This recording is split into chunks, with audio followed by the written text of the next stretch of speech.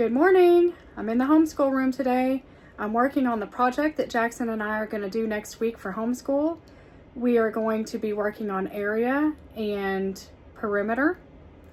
We've been working on that in our workbook this week, and next week I want to do a fun hands-on project with it. So let me show you what we've got going on. Okay, we're going to make a little house for his characters, whatever characters he wants to use this on. I have taken a box that I got at Sam's yesterday, and I've used another box to cut up and kind of make some strips here. And I'm about to use the hot glue gun to glue them all down. But as you can see, it's going to be 4 rooms, and I made them all different shapes so that when we figure area, we can figure area for each room or each shape. I've cut little doors so his little characters can go in and out of them. I'm about to glue these down.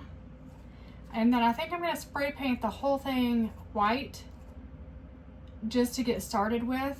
And my idea for this, let me know what you think about this. He can use some of our scrapbook paper or some old felt that I have or some old material that I have. And he can figure out what kind of flooring he wants to put in each room. And he can figure the area for the flooring. And then I think I have some, and if I don't, I will get some from Dollar Tree.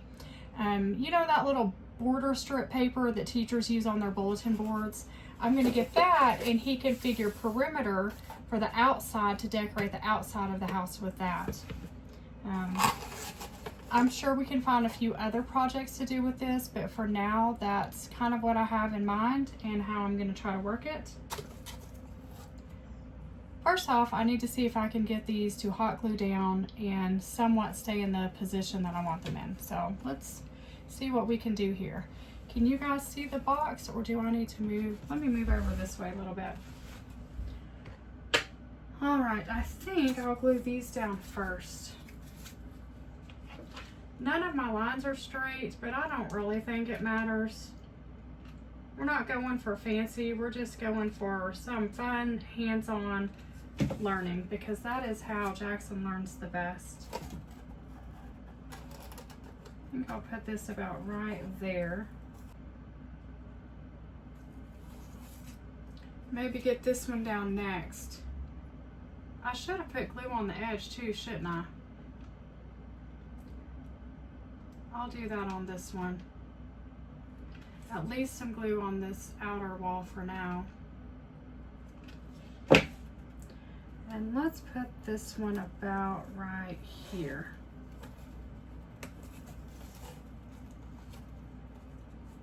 I glued my finger. What did people do in the days before hot glue? People in the old days had so much more patience. Nowadays we want everything fast, don't we? Alright, I think that looks pretty good. Let me put some glue on this one and see if I can get it back in the center.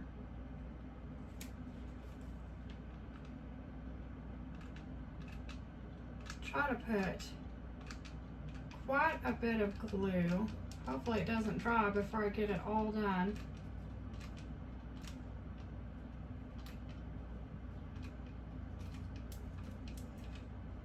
Oh no, it's not wanting to push the glue out. Come on, glue stick, don't fail me now. It's stuck, and I'm afraid I'm gonna run out of time. Let's see here.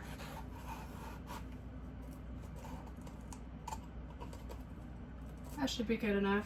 I think the glue just needs to melt more. I think I was going too fast. I have a little bitty glue gun that's probably 25 years old. It's probably seen its better day, but it's doing just fine. Let that heat up a little bit more and I'll do that.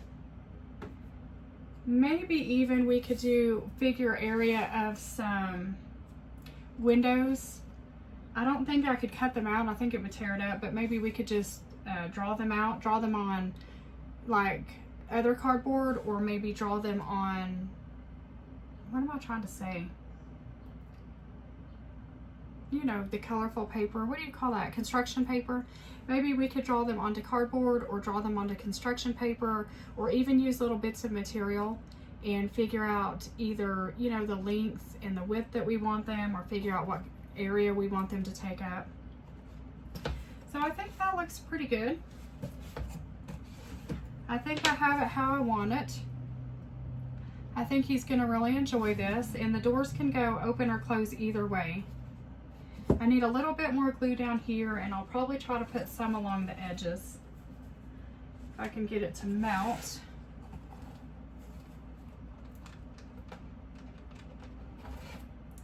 You know, back when I was in school, we did fun projects like this in public school. I don't see the kids nowadays doing many, you know, hands-on projects at all. These days, it seems like everything is done on a laptop or some kind of electronic tablet. I got the glue gun working better, so I'm trying to just, you know, edge them up a little bit, make them a little bit more sturdy, especially where there's the gaps down here. I was going to glue the ends, but they don't exactly meet the cardboard. Can you see what I'm doing? That should be good enough if we can just hold it in place for a second. I got glue strings everywhere. All right, it's looking good. The next step will be to go paint it.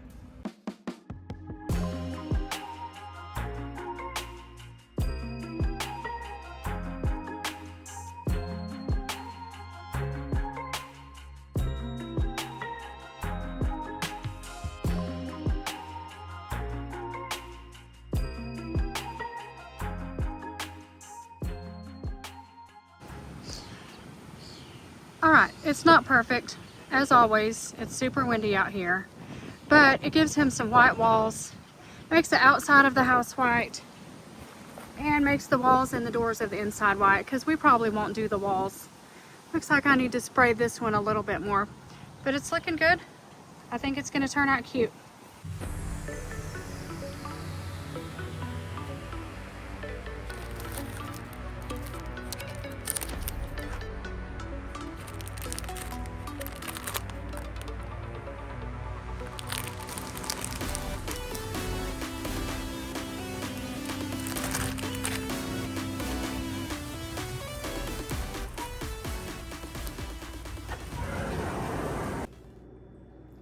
Okay, using the old handy dandy clicker and it was giving me problems. Okay, I got the box painted.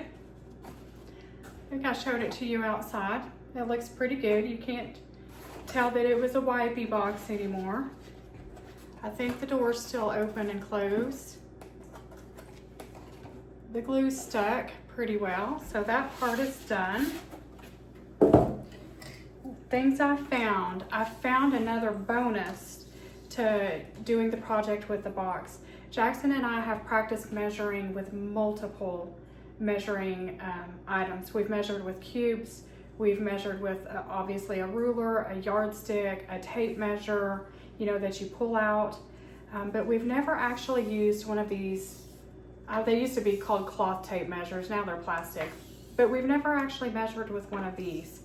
This will be another experience and another way to practice that's a little bit different. And it'll be the perfect way to actually measure, you know, inside the rooms or the height, you know. So added bonus, we get to measure with yet another type of measuring device. I found, of course, we have all of his scrapbook paper that he has put up with his magnets, so we can use any of that. Excuse me, but in my drawer, in my craft drawer, I found these little squares that I had from a journal. So he could either use these for rugs or he could do wallpaper. Some of them are really flowery, he won't like them, but he might like these. For some of the bedrooms or whatever rooms he has them in there. You know, this one's not too bad. Anyway, I found those. He can use those, or he can use some of the ones in his room. I found lots of colors of felt. These would make nice carpet in one of the floors. There's yellow, blue, orange, purple, or pink. Those could make rugs or carpet. I found some little foam papers that we have. I thought maybe he could use blue or yellow and create windows to glue on the walls. Maybe it would kind of somewhat look like you were seeing outside. We can do those. And then I went to Dollar Tree, which I took you along with me.